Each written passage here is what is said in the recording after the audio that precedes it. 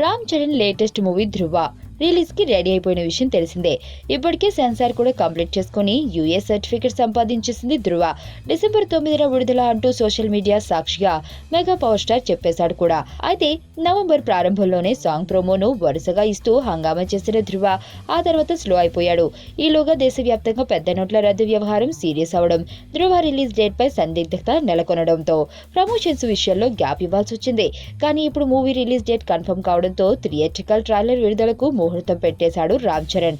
ఈ నెల 25న సాయంత్రం 7 గంటలకు ధృవ థియేట్రికల్ ట్రైలర్ విడుదల చేయనున్నట్లు కన్ఫర్మ్ చేశాడు గీతా ఆర్ట్స్ వారు. అదే విషయాన్ని చెర్రీ కూడా చెప్పాడులే. ధృవ ట్రైలర్ లాంచ్ తర్వాత ప్రీ రిలీజ్ ఈవెంట్ నిర్వహించనున్నారు. ఈ కార్యక్రమంలో మూవీకి సంబంధించిన మొత్తం యూనిట్ పాల్గొననుండగా అక్కడి నుంచి ప్రచార కార్యక్రమాలను ప్రారంభించి రిలీజ్ వరకు పీక్ స్టేజ్ లో కొనసాగించనున్నారు.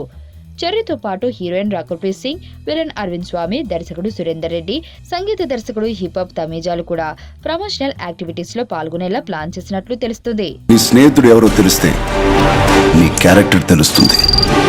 నీ శత్రువు ఎవరో తెలిస్తే నీ కెపాసిటీ తెలుస్తుంది.